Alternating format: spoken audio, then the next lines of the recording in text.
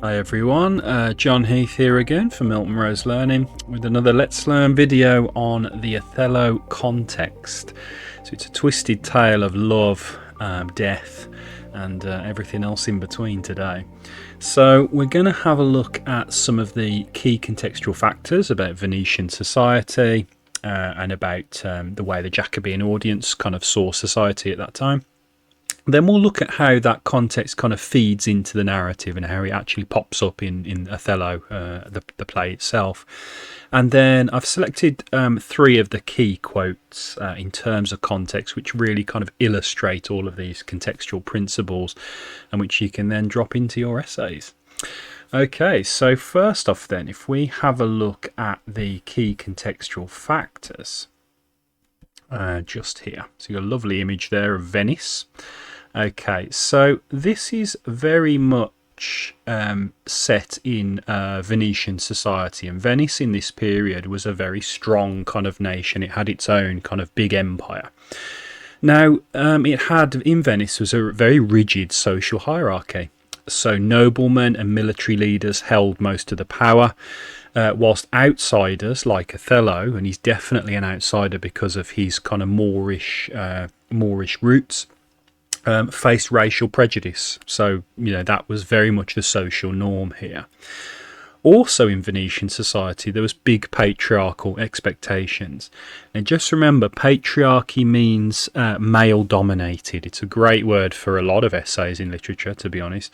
And men-dominated society in Venice. Women were expected to be obedient and modest, and that was basically it. But Desdemona's assertiveness at certain points in the narrative would be seen as very, very disruptive and kind of not really the done thing. Okay, so again, that's probably Shakespeare kind of challenging those gender norms. Okay then, so moving on, still with context, we have the Jacobean audience. So Jacobean audience around about 1604. So this was a time of big political tension because Elizabeth I, who had reigned for a long time, a golden age of England, she is now dead, and James I kind of takes over. And so we were really kind of unsure about how the country was going to go. There were strict gender roles, as we've learnt, and deep-rooted racial and religious prejudices. Okay, so religious prejudices against Roman Catholics, because we were all Protestants in the country at that time, or the majority were, I should say, and kind of other races. If you weren't white, it was seen as kind of very strange, or very, very alien, and created big social anxieties in this period. As we know as well, it's set in Venice. So Venice was a symbol of order and power in this time, because Venice was an extremely strong empire. It was called La Serenissima in this period, the most serene republic. But the play explores, though, chaos and jealousy and the struggles of being an outsider. So even though Venice looks very strong on the outside, if you look under the surface, there's all these political machinations going on underneath. Okay, very, very interesting in terms of context. Okay, and then how does that feed into Shakespeare, into the big man and what he kind of believes? Well, if I was kind of analysing it with one of my classes, I would be saying here that Shakespeare within this play is firstly challenging racial stereotypes. So he presents Othello as noble and honourable. Okay, now Othello, as we know, is a Moorish, dark-skinned character in a period where racism was pretty much the norm. But Shakespeare says, no, I'm going to have a dark-skinned character who is actually extremely noble, extremely honourable, and is, if anything, better than the Caucasian white characters in terms of his morals. So therefore, he's challenging the racist view in Jacobean society and by the other characters in the play, and likely the audience as well. There's a reason why we still study Shakespeare, and it's because he was 500 or 600 years ahead of his time. He's very interested in racial equality and those concepts, and actually playing around with the idea of race and actually challenging the audience and their kind of bigoted kind of racial views. Second thing I would say is critiquing gender inequalities as well.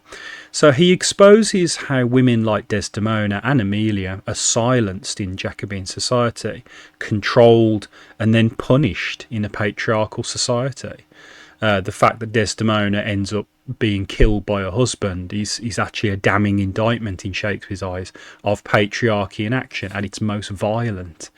And he's definitely critiquing that. So again, very, very progressive, an extremely revolutionary social thinker. Shakespeare is not just a playwright, he was a really interesting kind of thinker on society and social norms.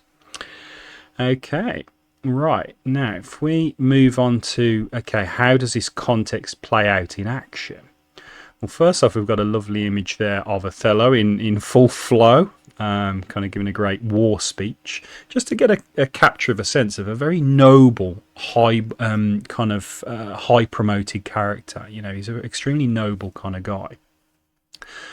But in terms of the context in action and in the play, we have military honour versus personal insecurity first. So Othello's high military status contrasts with his inner doubts as an outsider, because he's always questioning himself whether he belongs there. His need to protect his honour then reflects a society where status is fragile and reputation means everything. Okay, so reputation, which we'll get into later on. And Othello, as a Moorish North African character in a very much white controlled society, he's always worried and always feeling insecure, and that leads him to kind of act out in, well, potentially very violent ways throughout the play.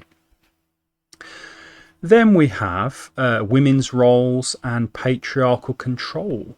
So Desdemona's fate then shows how women were expected to be very obedient and passive in this era. Okay, they weren't expected to have barely any independent thoughts of their own. So her independence then threatens patriarchal authority and exposes the limits placed on women in this patriarchal world. As we know, Shakespeare is quite keen to critique this, and Desdemona does challenge the patriarchal control within this period, however suffers a tragic fate for challenging such social norms.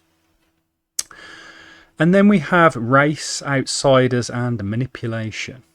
So Othello's outsider status, because of his kind of racial heritage from North Africa, makes him vulnerable to Iago's manipulation. And Iago is the famous Machiavellian kind of evil Shakespearean villain, and he manipulates Othello. He plays him like a fiddle, really. And the play reflects how racial prejudice and fear of the other, in inverted commas, like someone not like modern Jacobean society, such as Othello, can be weaponized in a status-driven society. And I think that's a really good point to explore in essays. The weaponization of kind of prejudice. This isn't just a little bit of kind of racial prejudice. This is used by characters like Iago to dominate and to control and ultimately to destroy Othello. Okay, it's more than just a bit of casual racism. This is full on kind of weaponization of prejudice, and I think that's really, really important to really let that sink in and understand, because that's quite a profound point. And then if we come down to some of the key quotes, then let's get those lined up then. So some of the key contextual quotes in my mind then would be, this would probably be the first one. So Othello's outsider status. So he says, "Happily, for I am black, and have not those soft parts of conversation that chamberers have." Now, if we break that quote down, that quote kind of reflects Othello's internalised insecurity as a racial and cultural outsider. He says, I don't have the soft parts of conversation. I'm not as good intellectually or in a conversation as maybe some of the more cleverer characters, even though he actually probably would be. He's almost internalised that insecurity. And he highlights Jacobean anxieties around race, foreignness, and the belief that being different is to be inferior. And that, as we know, is not true. But in this period, it was like, well, if you're not like the Jacobeans, then you're not as good. And Othello seems to have internalised that. It's really quite sad, actually. It makes him a tragic character. Then moving on, for the context around gender and control. So this is Brabantio, looking very serious in the imager. And he's talking about Desdemona here, and he says, she has deceived her father and may thee. And it's, as we know, spoken by Brabantio, and this line shows the patriarchal view that women were the property of their fathers or husbands, and they had to obey. But he doesn't trust Desdemona at all. So it reflects the kind of deep distrust of female autonomy in this period. He's basically arguing that, you know, a woman who is free or thinks her own thoughts, well, that's dangerous. And that shows the kind of patriarchal, the Jacobean patriarchal kind of view of women in this period. And they were viewed as extremely dangerous. And Desdemona was seen as extremely dangerous and maybe devious and deceptive. Then we have, finally, reputation and honour. Okay, so we have, again, Cassio here looking very serious. So he says when he gets into a drunken brawl and he loses his military rank, he says this: reputation, reputation, reputation. Oh, I have lost my reputation. Okay, how many times do you want to say reputation in one line? Now, what it does is it shows actually very clearly how important reputation was in this period. Okay, now we all want a good name. We all want to be seen as good in society. But in the Jacobean era, your name and honour was even more important. So his anguish here shows how crucial public image was, especially for men, because they were all kind of, you know, that masculinity was very, very clear in society at this time.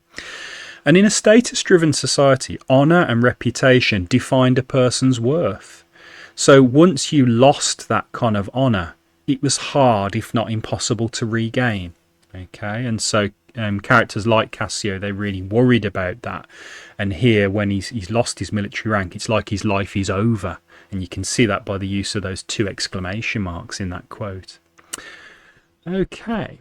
So if we just have a nice little summary at the end, we've just had a good look at some of the key contextual factors and teasing out Venetian society and obviously the patriarchy of it and the intense racism that was there at the time. Then we've looked at some of the key context in action. So the ways in which Othello kind of internalized this prejudice. So he saw himself as not as good as some of the other characters, even though he was. And also some of the key ways in which honour was a big issue to the characters in this period, and how women with control like Desdemona were seen as extremely dangerous and had to be controlled. So there you go. Some really good talking points there for any essays that you might be writing soon. So key thing really is to just say, if you found the video useful, please do hit the like, subscribe, tap the bell icon, tell all your friends, and we'll be growing the channel as best we can. We'll be dropping new videos every week, so please keep an eye open for those, and hopefully you found this video really, really useful. Okay, so it just remains to say, obviously, thanks for watching and take care.